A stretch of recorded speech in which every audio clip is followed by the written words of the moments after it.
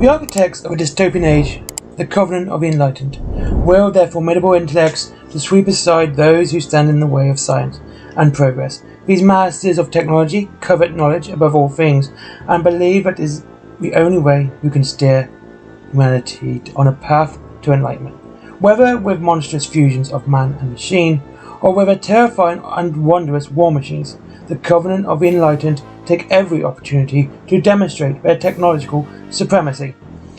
The discoveries that were intended to herald a new era for humanity are instead used to punish those who would misuse them. Only when the Covenant are lauded as the rightful leaders of Earth, this new dystopian age can be brought into a dawn of achievement and prosperity.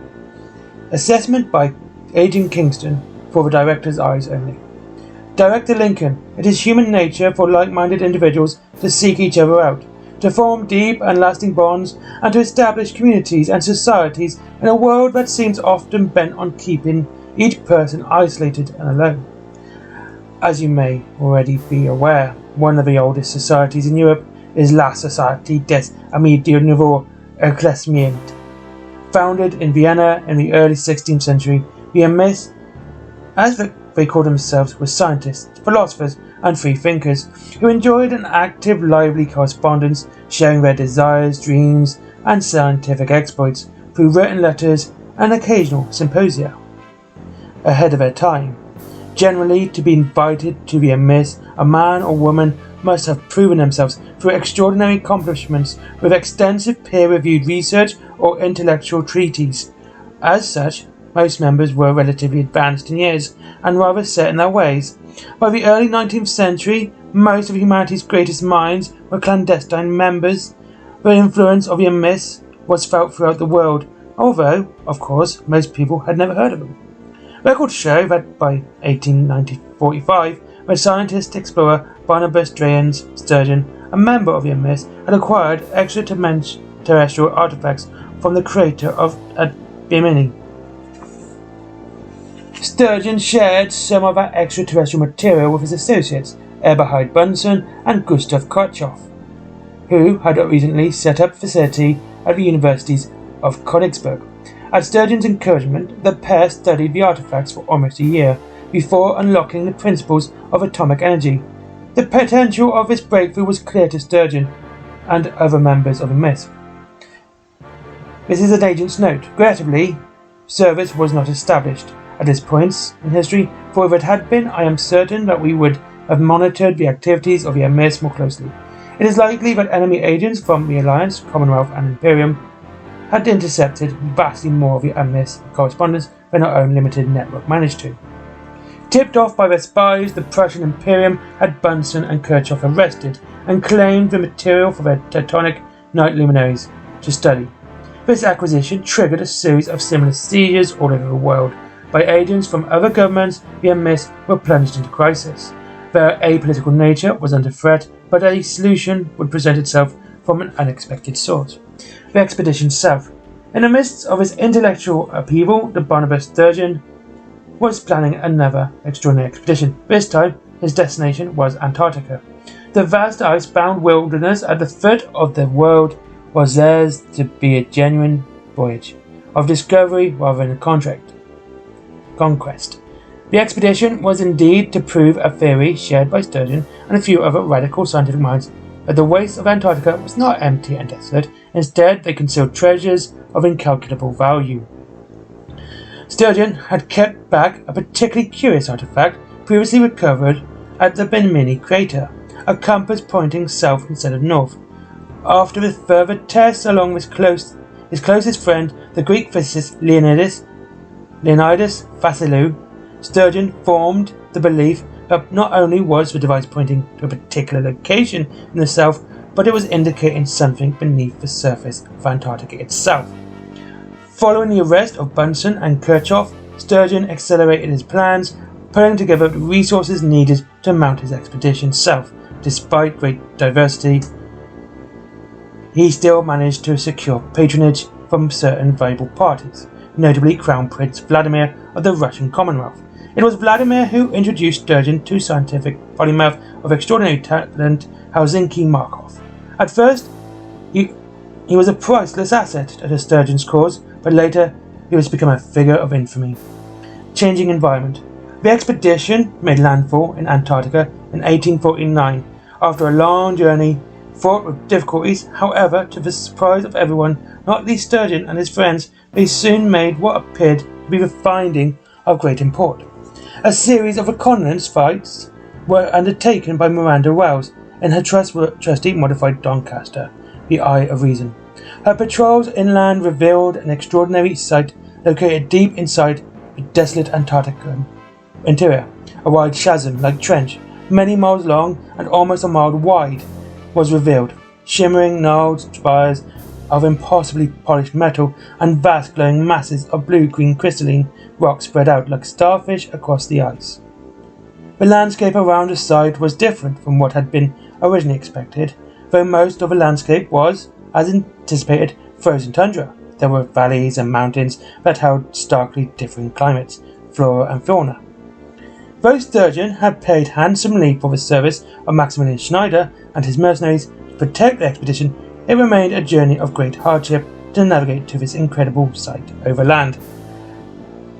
Along the way, Sturgeon noted subtle changes to the landscape. These changes were imperceptible at first, but surrounding the valleys to the chasm leading the way back to their base camp were in a state of comparatively rapid climate change. The permafrost and snow had melted away for the most part, forming lakes or billowing clouds of vapor. Strange megaflora was seen sprouting from these revealed landscapes.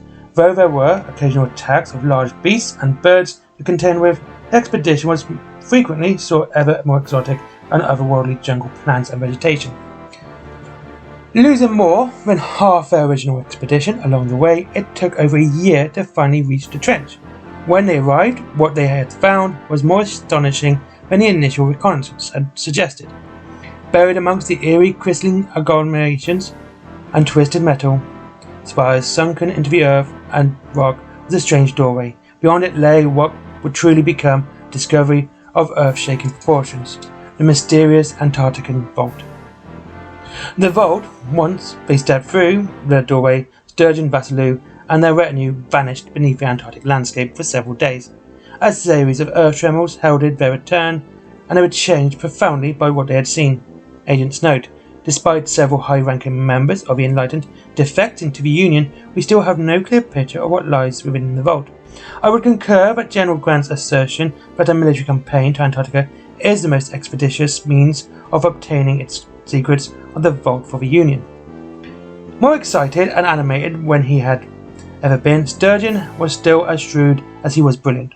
He had observed what had happened to fellow members of the emirs who revealed their achievements to a greedy world without safeguarding him, so took steps to ensure the vault was not stolen from him in secret. Sturgeon sent his closest allies instructions to gather resources and materials so that they might expand and fortify their camp around the vault. The facility was dubbed the Wells Chasm, after the daring aviator who had braved the howling gales above the Antarctica to be the first to spot the crystals and spires.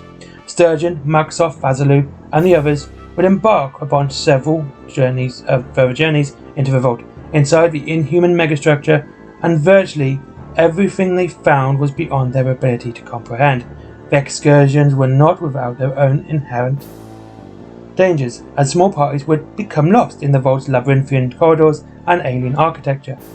Most painfully for Sturgeon, his closest and most intimate friend, Leonidas, became lost in the vault, never to be seen again. Putting aside his grief, Sturgeon gleaned enough from the artifacts they recovered to set new paths of scientific discovery. Markov estimated that it would take several lifetimes to fully explore and catalogue the contents of the vault. At the centre of these efforts was the strange superconductive mineral surrounding the vault, and which extended to the great veins outwards from it.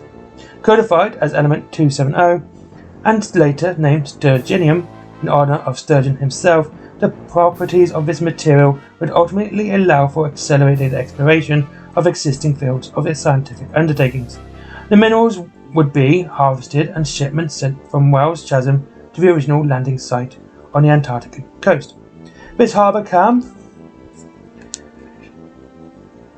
was itself expanded into a second base of operations for the expedition. Sturgeon named the new harbour facility Leonard Aspire in honour of his late friend. By the seventh, the gift from the stars. By the seventh journey into the vault, Sturgeon and Markov had enough research and gathered to theorize that the vault was the core of some massive alien object that had crashed on the Earth centuries ago. There was records from the time that spoke of the ball of fire in the sky and a great Earth tremor. Expanding on his hypothesis and reversing the trajectory from impact site in Antarctica, Markov noticed an unusual number of meteorite strikes recorded along the flight path. This suggested that the object had begun to break up before it landed. This then pointed to the possibility that any part of the alien structure's mass that had fallen along the way could also contain element 270. The nature of the impact, erratic trajectory, and calculated size of the object implied a controlled crash, guided by some intelligence or pilot. This suggested the object was some kind of colossal ship, perhaps akin to an ocean liner, the stars themselves, but only larger, perhaps a kilometre or more in diameter. If such a craft had impacted with full force, it would likely have devastated the planet. While it was agreed that the discoveries in the vault were the birthright of humanity, such a wealth of knowledge needed to remain in the hands of the few. This custodianship was vital until the explorers had amassed sufficient allies to ensure that one nation or interest group could not pervert this profound discovery for their own petty agenda.